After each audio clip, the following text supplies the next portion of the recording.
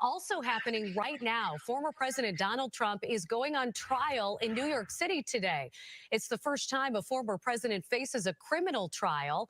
This is a live look at the Manhattan courthouse where that will be taking place. Trump speaking to the media just moments ago. Jury selection is set to begin right now. Former President Donald Trump faces 34 felony counts of falsifying business records. Each count pertains to a $130,000 payment to adult film star Stormy Daniels. That was verbal on life. Donald Trump making history. The man is going to trial, and he's using every minute to publicize his presidency. Trump is a genius. Now let's see what's going to happen if they actually convict him. A lot of people are saying even if he goes to jail, Donald Trump is probably going to win. Because what the hell is the Department of Justice doing? Indicting a former president. This ain't just anybody. This is a former president. And they keep forgetting that. Now, I wanted to just document this live on my channel because we are going through some times that are unheard of. And we got to get this documented. Let's take a look.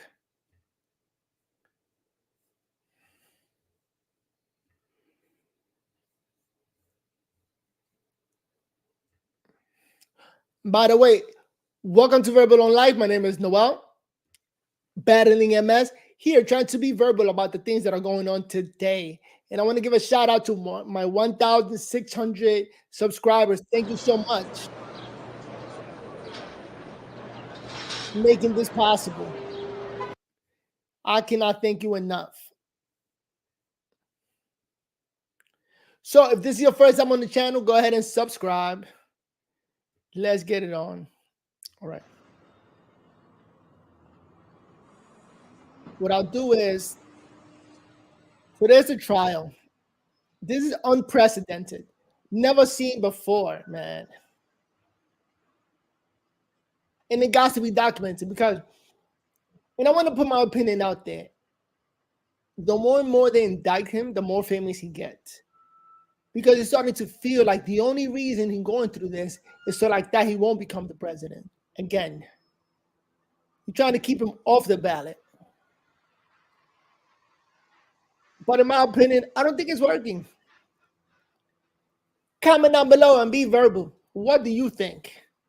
Is this helping the Department of Justice? I was going to say Department of Transportation. I used to live in New York.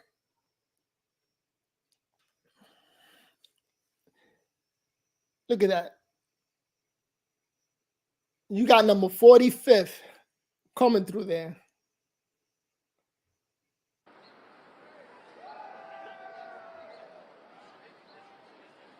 But it's not working, man. Donald Trump is using all this energy to become more and more famous.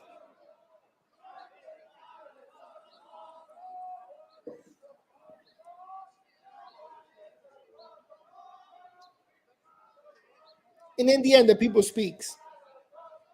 I think the best way of not getting Trump elected is to ignore him, right? Not to give him so much light. And I'm surprised that the leftist media is not picking up on it, and they're not doing it. They're not ignoring Trump. At the end of the day, it's all about ratings, and they're getting a lot of money, a lot of ratings using Donald Trump. But it's backfiring. This is not helping the cause.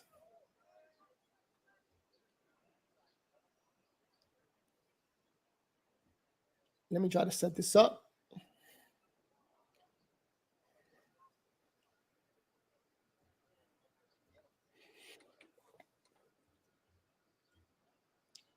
Again, shout out to the 1,660, over 660 subscribers. Thank you so much. We just got to get the word out there. And the reality is, man, they are really taking advantage of Trump. Or no, they're not. They're trying to take advantage of Trump and take him down, but it's not working. It looks more and more like we have a deep state. Like we're not being controlled by a president, we're being controlled by a state. You hear that? A bunch of people just working to control the country. Non-elected individuals.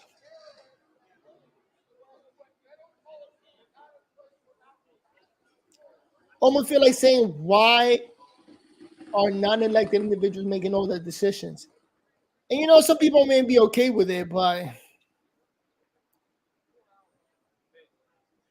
I think we need to be more honest with the people.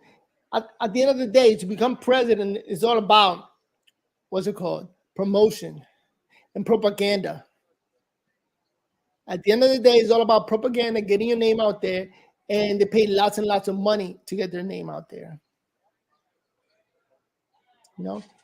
And the funny thing is, you have all these social media influencers talking about it for free. Like, I'm not getting paid a single dollar off of Trump for this.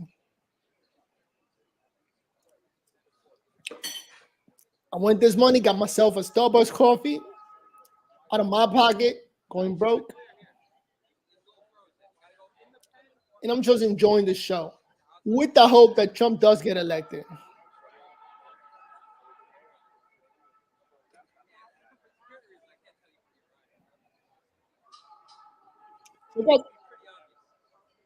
Check out this message from Trump.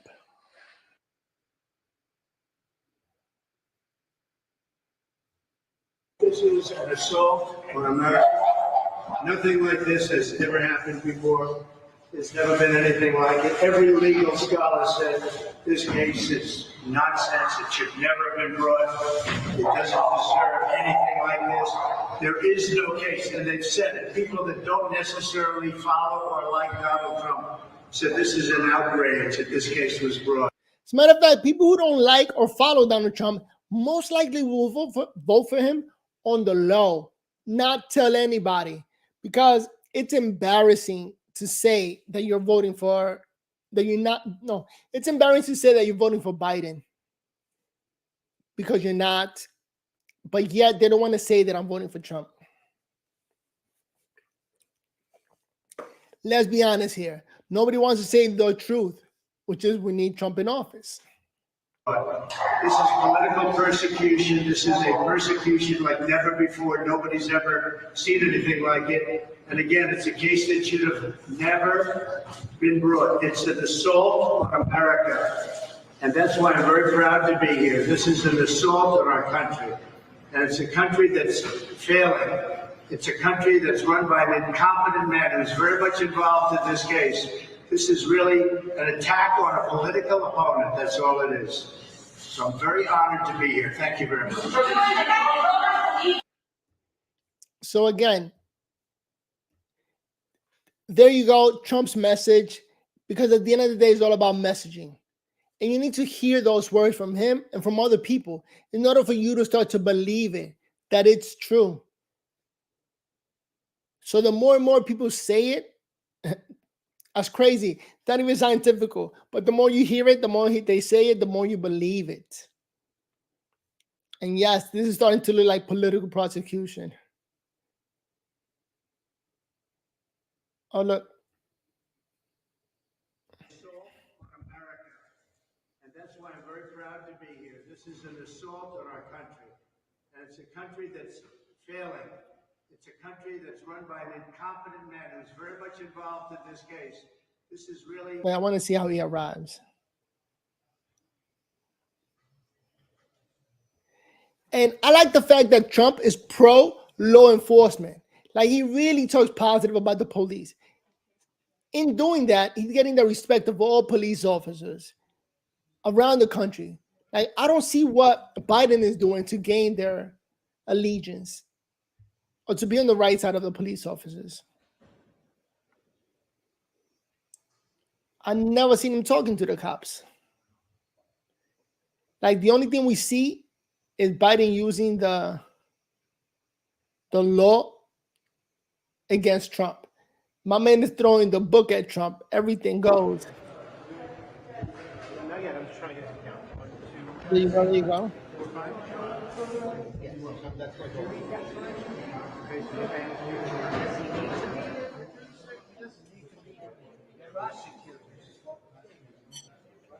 yes, so there's nobody else.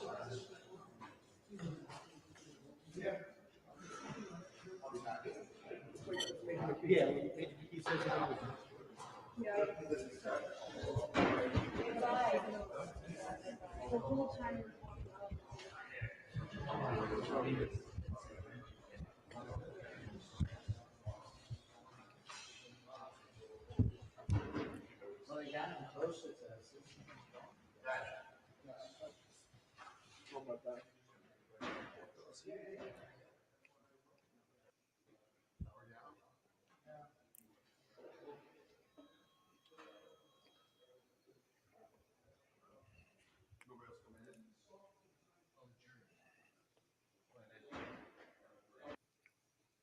Oh, I skipped it by mistake. I want to see him arrive. I want to see number 45, 47 arrive at the courtroom and how they're going to treat him. Nothing like this has ever happened before. There's never been anything like it. Every legal scholar. There you go. There you go. Number 45 coming through.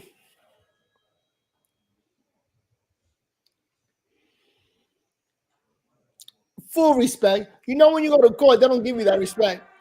But he gets in.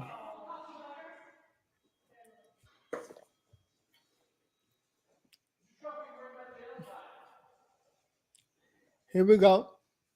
Trump is playing his part, making it happen. This is an assault on America.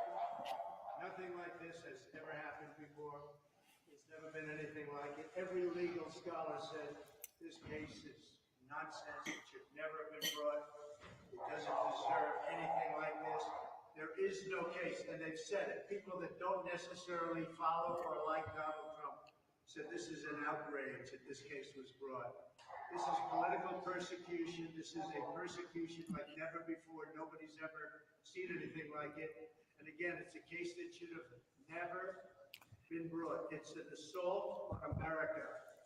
And that's why I'm very proud to be here. This is an assault on our country. And it's a country that's failing. It's a country that's run by an incompetent man who's very much involved in this case.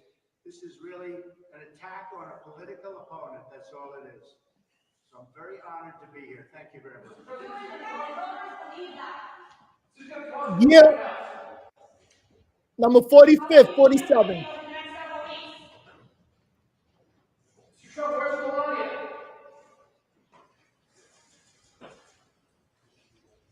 You know, the only reason they're doing this, you know what? I'm one of those people that believe when you're going through issues in life, it's because you could deal with them. God knows you could deal with those issues and put you up front and center to pick up those battles. So Trump, 45th, he's going to be 47. Right now, they're supposed to be doing jury selection. So it's only the beginning. And I don't even know if Trump needs to be there. But if he's there, I guess so. Insane. Now, I made a lot of videos about this. And what I noticed in the comment section, there are some people that are in favor of Trump. And there are some people who are still blue no matter who.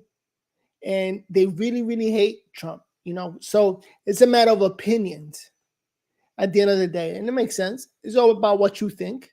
You know, so write down your opinion. Comment down below. What do you think? So I can't help it but just noticing that the law is really going up against Trump, that they're really trying their best to take him down.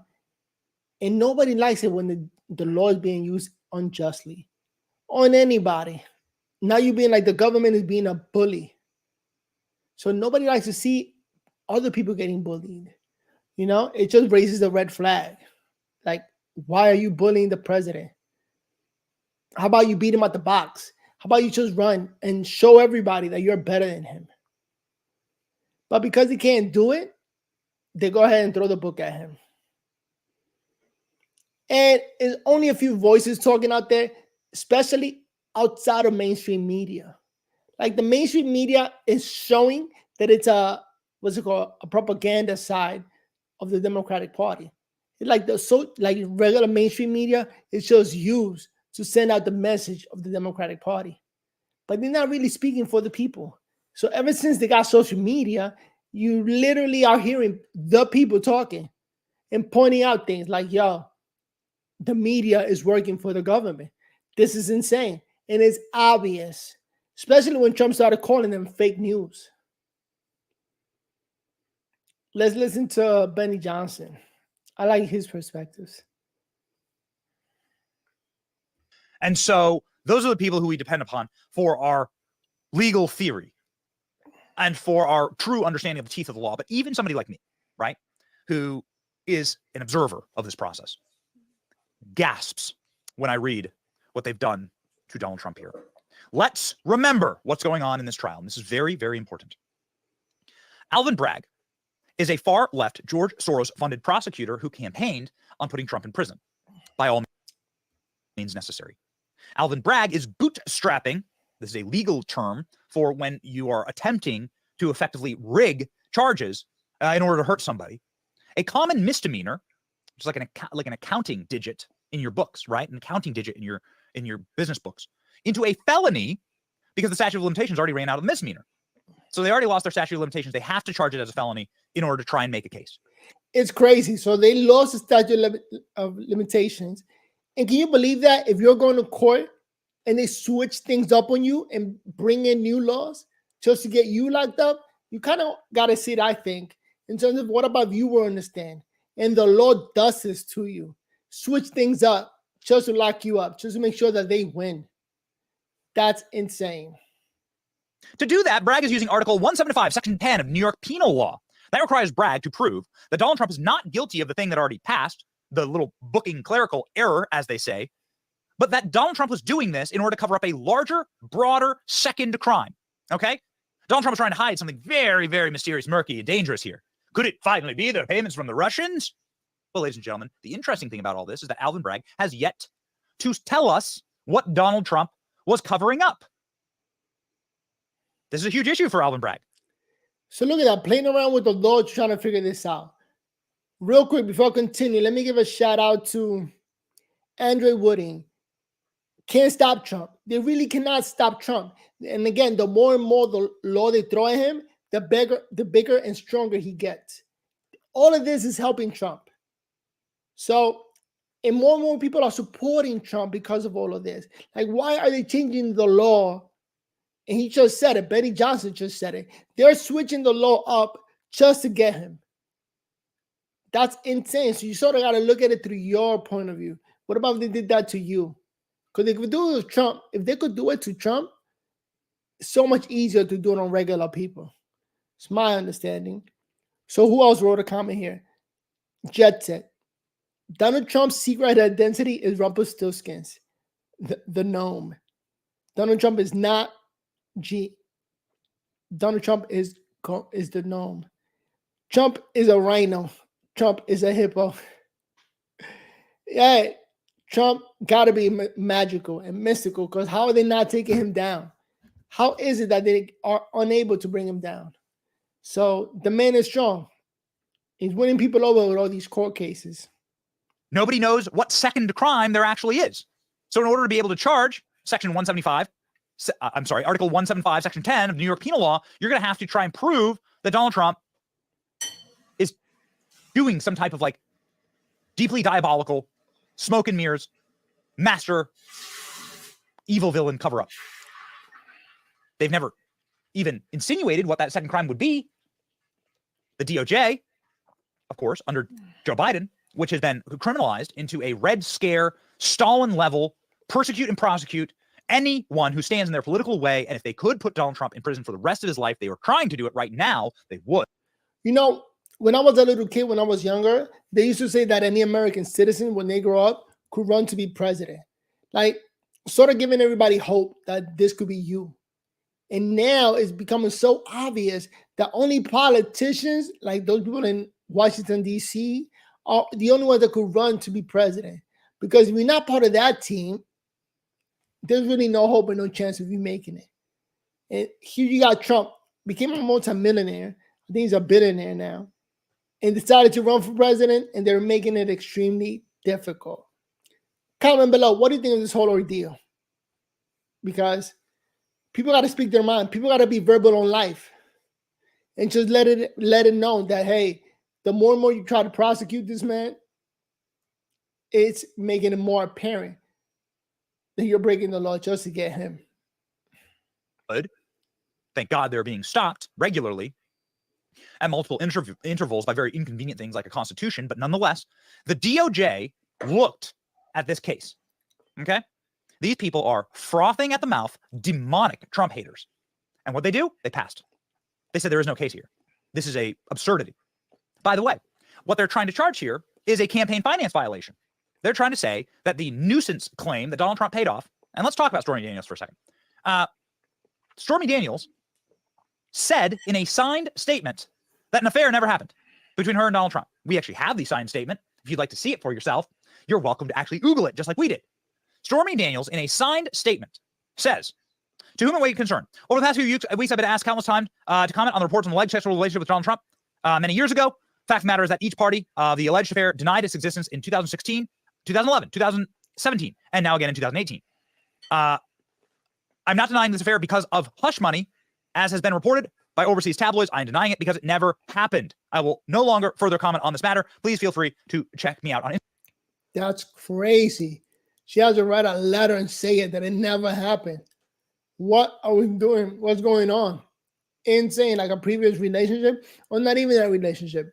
It never happened. They just picked a woman to say these things. That's crazy. Instagram. Okay. That is Stormy Daniels' statement as of January 30, 2018. Year of our Lord. Signed by Stormy Daniels. Are we supposed to believe all women here? Like what? Let's follow the rules, right? Okay. This is something very common in the entertainment world and in power, in the world of the powerful, a nuisance lawsuit. I don't know what happened. I know the lady said it never happened. I know Trump said it never happened. But either way, there's something called a nuisance lawsuit, and this happens day and night, anywhere. If you're in Hollywood, if you're in Nashville, if you're a big music star, if you're an actor, you ding someone's car, right? They sue you $50 million. Oh, wow, he scraped the car, but I hurt my neck, right? Tom Cruise gets out of his car, dings your door. You know, you're a bad actor. You pay him. You like, he pays you to go away, right? Right? He pays you to go away. Somebody hit, you know, somebody pushes their shopping cart into your leg or whatever. I don't know. Shopping at Whole Foods. It's a nuisance lawsuit. People file these day and night against super rich or famous or powerful people because those people, even though they might have the money to fight it, they just don't, they would want this stuff to go away.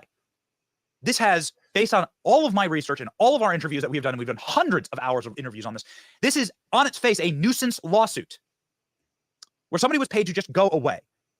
And that means then it's over. The matter's over. Here's some cash. Get out of my life.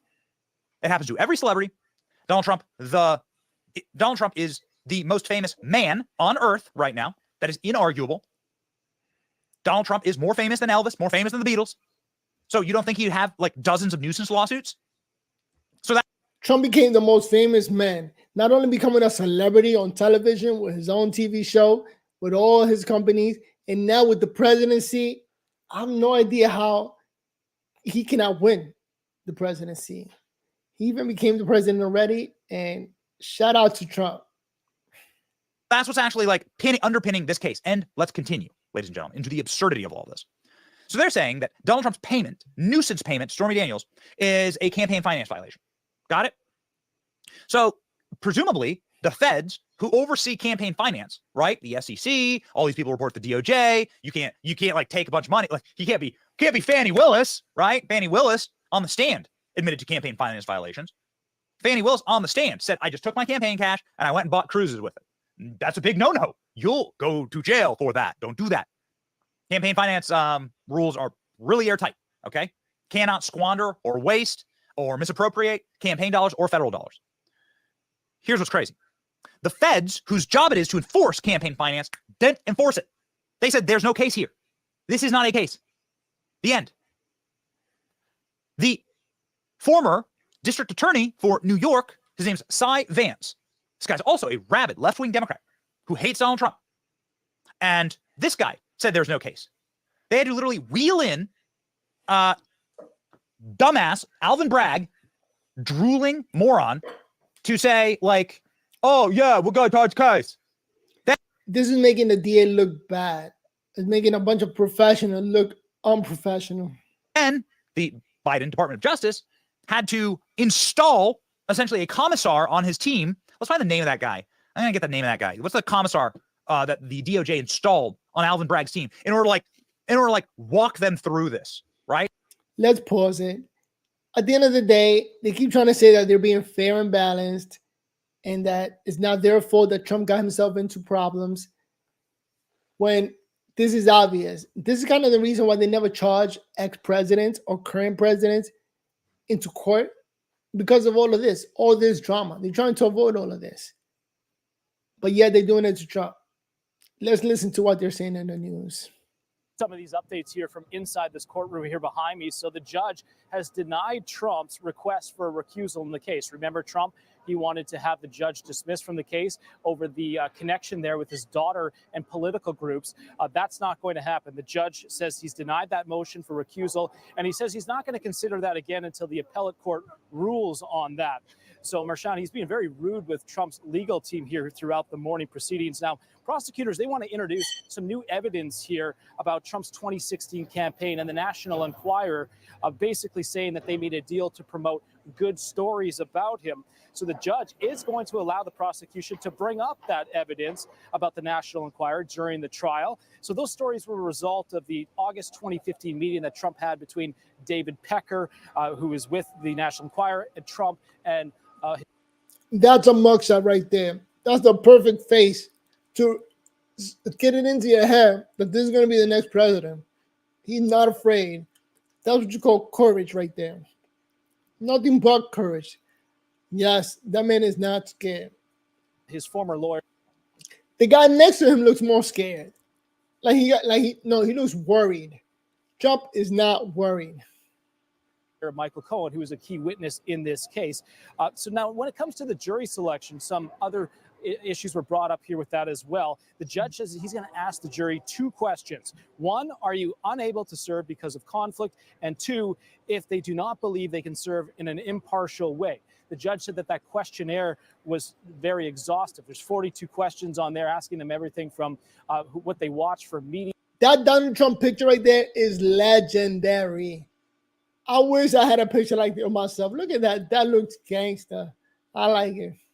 Yes, as to if they're part of any groups like the Proud Boys or Antifa. So they're really trying to narrow this down. So today is all about trying to find those 12 jury members that have to be New Yorkers. And they're also looking for 6 that will be also on the court as well. In another capacity. But what happens here is they're going to have 100 of people come through, and they're really trying to whittle that down. From what I'm hearing is we could see thousands of people be posed as potential jurors as they go through this process. Both the Trump legal team and prosecution will also get a chance to act. I would love to be a jury for Trump. You know, all those people that are jury, when they finish, they could write a book and become millionaires themselves based on this experience. So Trump is like a money train. Everybody gets a couple of dollars off of him. That's crazy. Ask these potential jurors questions as they try to weed out and get down to that jury of 12. We'll continue to follow this and bring you updates as they happen here throughout the morning. Back to you, Sean, Emma.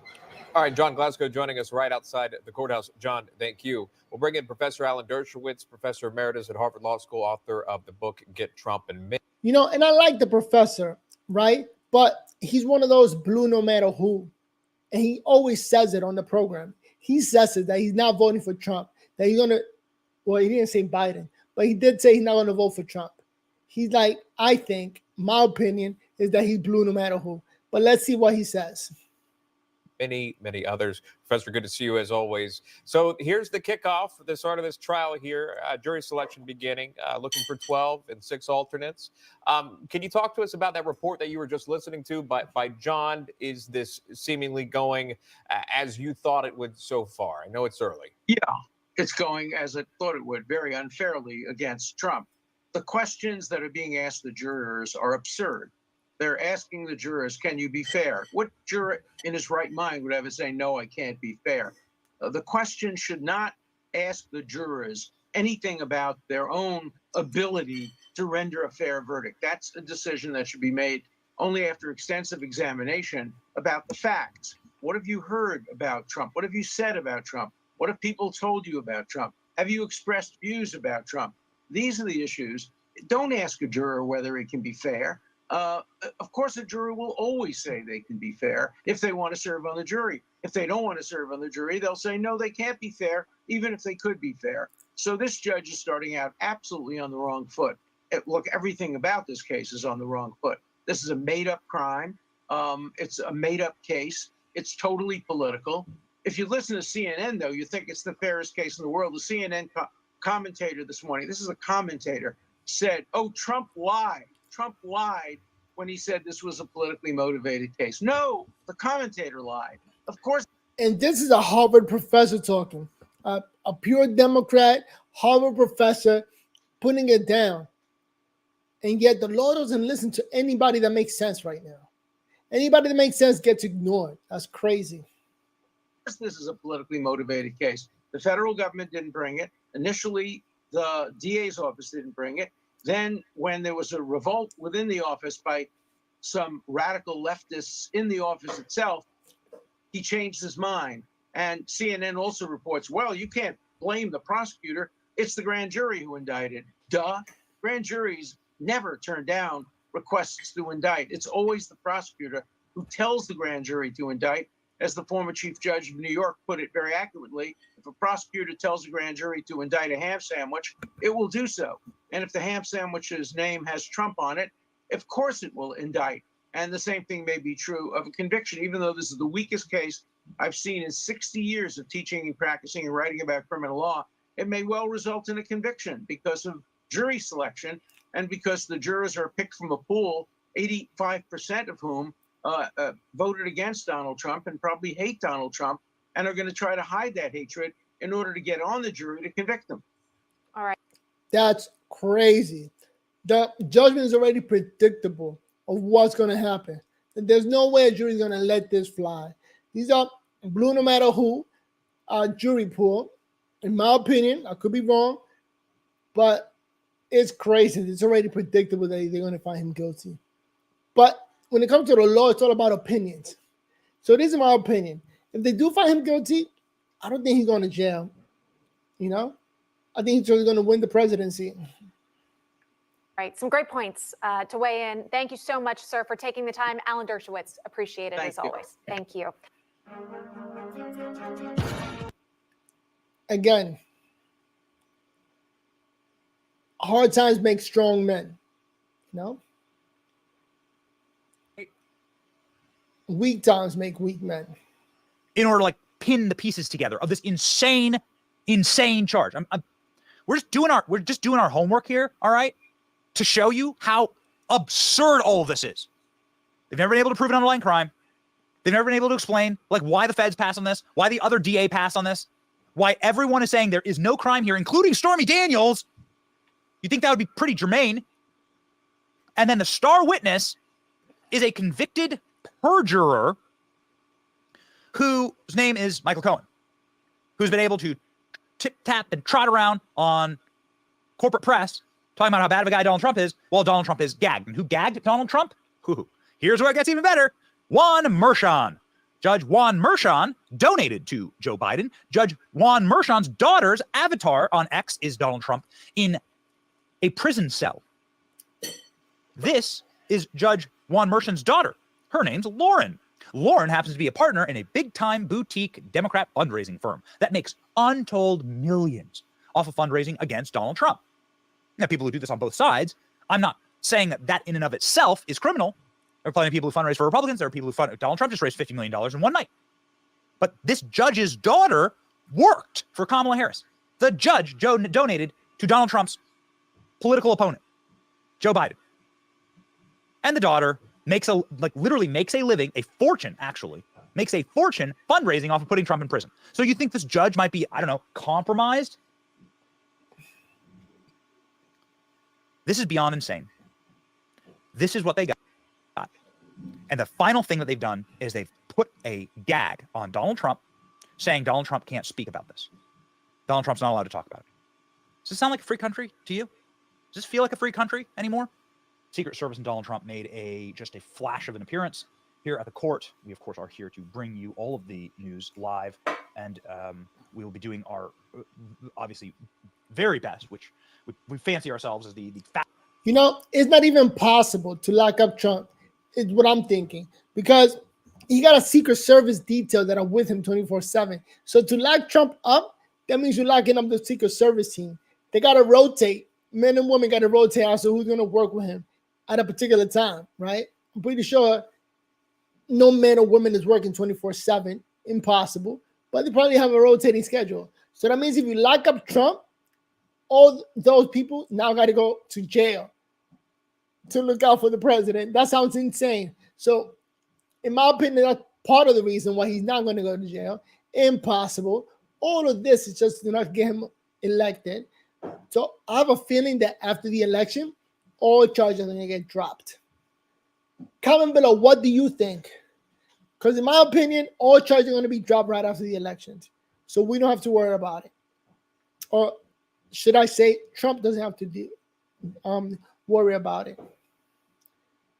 But let's see here. I think I'm about to wrap it up. Fastest team on the internet in moments like this, if Donald Trump comes out to speak. Obviously, there are some people milling about, some of the police officers chatting and laughing, and so perhaps he will not be making further comment. Jury selection process in this trial. Will they get a fair jury? No way. Not in New York. Trump plans to testify, so get ready. Things are about to get insane. You plan to testify in your trial in New York? Yeah, I would testify, absolutely. It's a scam. It's a scam. That's not a trial. That's not a trial. That's a scam. Will Donald Trump throw a rally in New York during this case? I would highly encourage him to. I have told the team that if Donald Trump does a rally in Madison Square Garden or in the Bronx or in AOC's district, some people are saying maybe AOC's district. We've been to AOC's district. We've gone there and talked to people on the street, and they really don't like AOC. Don't know how she gets elected. They really don't like AOC. We're going to go. We're going to book the first ticket. We're booking the first ticket out. And so we hope that happens. Donald Trump is saying that he may be hosting a rally in New York in order to rally support to himself. If he flips New York, which is not going to happen, but you know, if he does, oh my God, memorization occasion. In our lifetime, we get to see New York go red. Because you know that New York is red, except for the city. And the fact that there's so many people in the city that are blue, that end up turning the whole state blue, right? But if you look at the map and look everywhere else, New York's actually red, except for the city. So to get a fair trial in the city for a Republican, it is tough. In a state that some people say Donald Trump could win. I don't know. I've seen some interesting math on New York, but New York is in a bad way, man. And I don't understand why you vote for Joe Biden. I don't know. You have to be suicidal. It must be suicide. You must be suicidal, culturally, like morally, to vote for Joe Biden and the policies that this administration is pushing. Is making the world a much less safe place. Donald Trump, will you throw a rally in New York? Yes, please do it.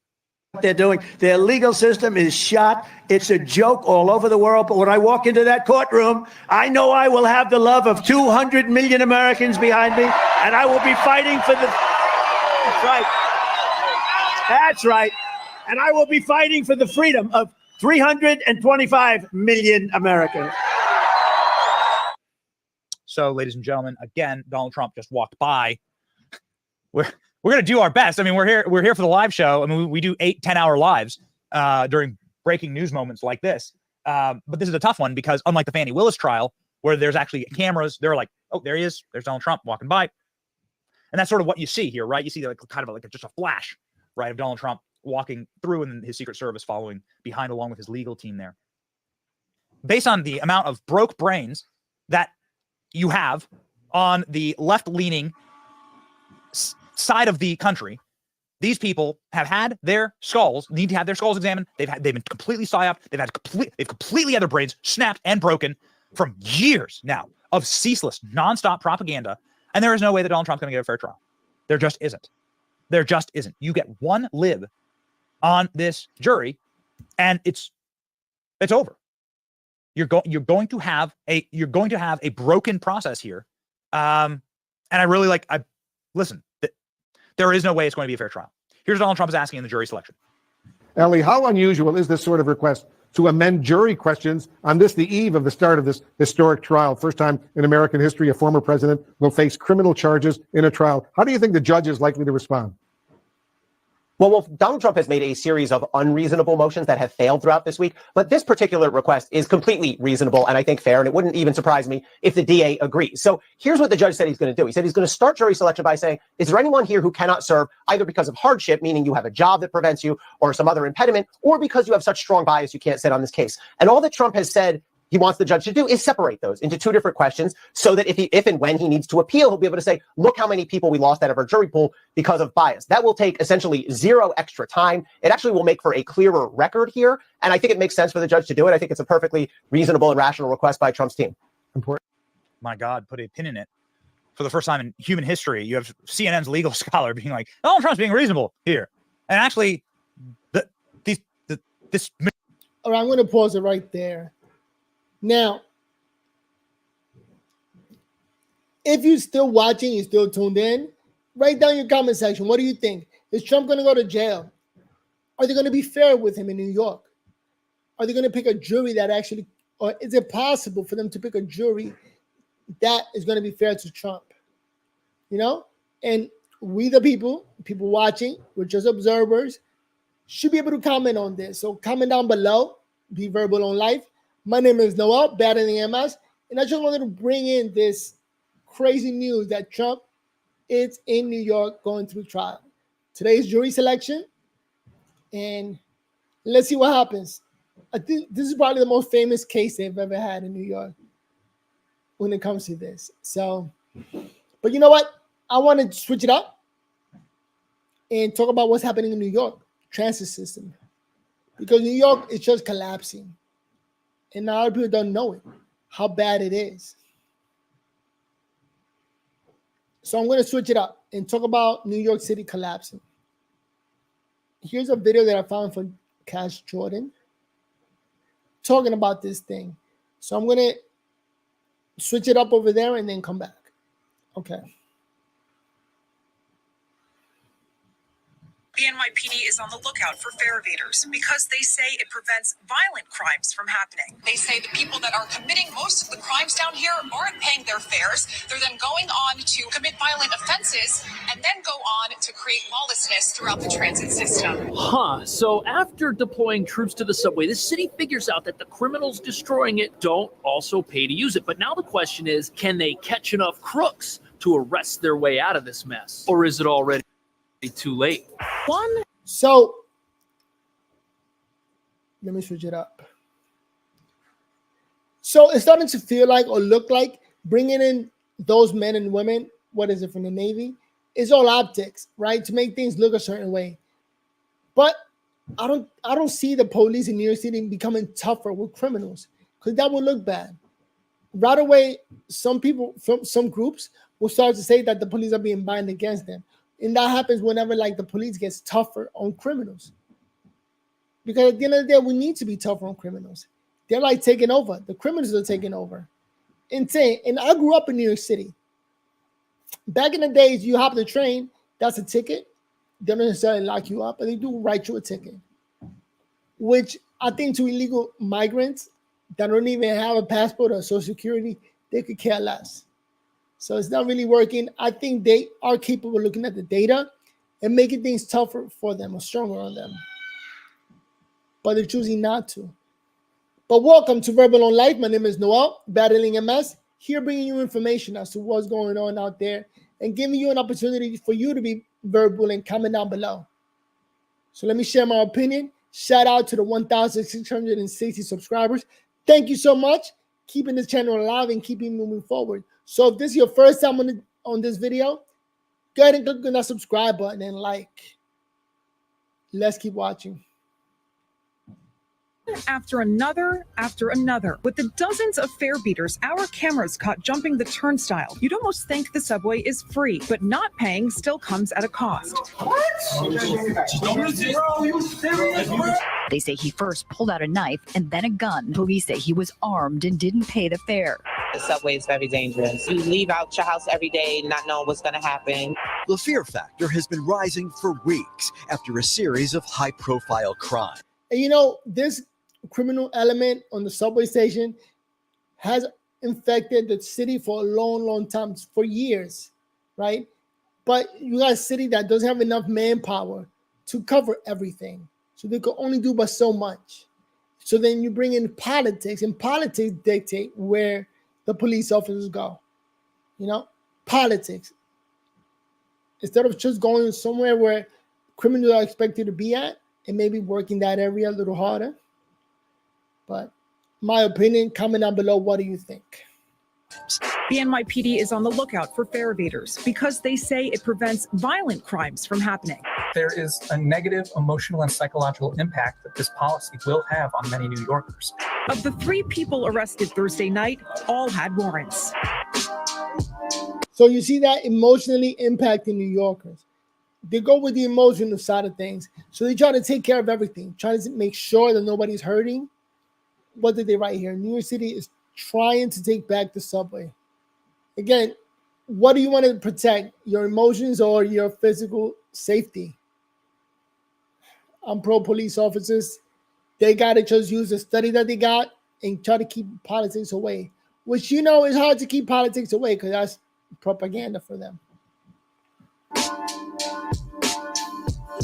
So fare evasion is now an existential threat to the subway because according to officials, it enables and emboldens criminals, many of whom go on to do much worse than just not pay the fare once they get inside. But what nobody's talking about is that subway crime doesn't just hurt the people who use the subway. It hurts every single person in New York, whether you take the train or not. And now everyone in the city is going to pay the price for the lawless behavior that's been going on down here for far too long in the form of new taxes and new fees. Oh yes, they're coming. And once they're here, they're not going away because that's not how fees work. But before we get into how every New Yorker's life is going to get harder, whether or not you take the train, it's important to understand what steps the city's taking right now to try and clean this place up because they're so practical and so basic, it almost looks like they intentionally let this place fall apart on purpose. Sometimes it feels like that, like it's on purpose. So then like that, a politician could come in, clean things up, and then they could take credit for cleaning things up. And they're going to say, look what I did. Look what I did for you guys. I cleaned up the train stations. So it's like, it's hard to separate, man, politics from the reality of things. Why would they wait for things to get bad before they literally fix it? So it does feel that way. The politicians just want to get credit. Comment below, what do you think? Should we be giving politicians credit for helping the community by fixing the trains?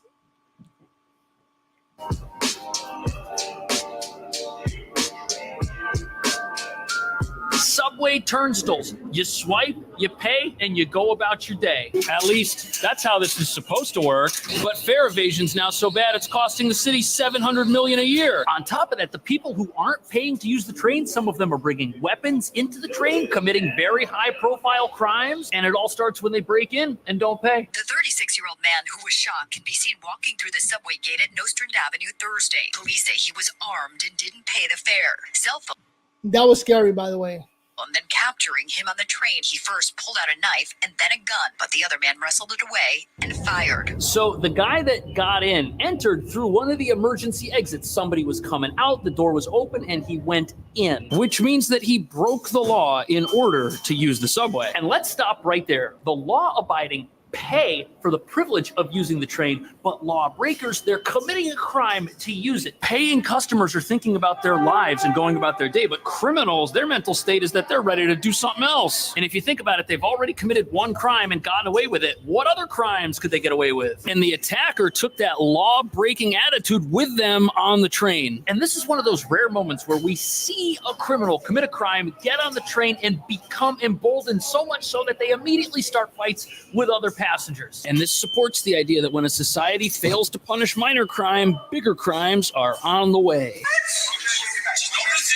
That was scary because you got a guy with a gun inside of a train and everybody has to run to the other side.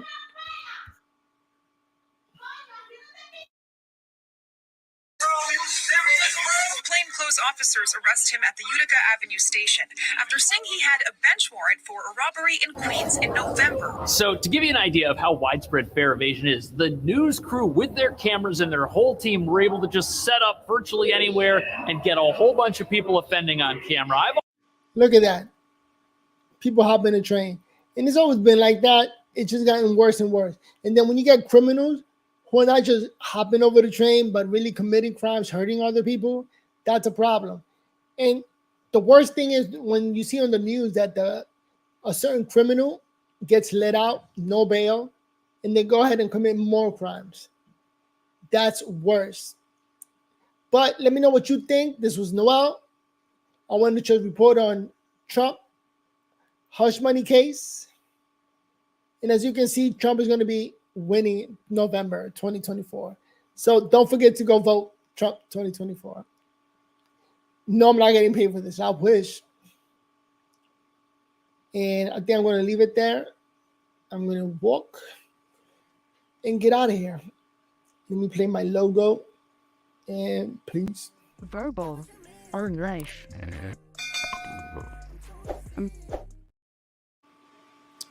See you guys in the next episode. Again, shout out to my 1,660 subscribers. Thank you so much.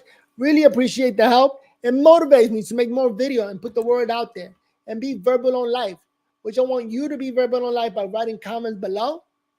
And let's keep our voices heard, because otherwise, all we're going to see and hear is fake news. We got to see honest news, not just fake news that the media wants us to believe. Because the more they say they think, we believe it. And that's true. The more they say it, people start to believe it, even when it's a lie. So all I'm going to say is this. Trump got a good case, and I think he's going to win. And as a matter of fact, if he loses, he's definitely going to win the nomination. Peace.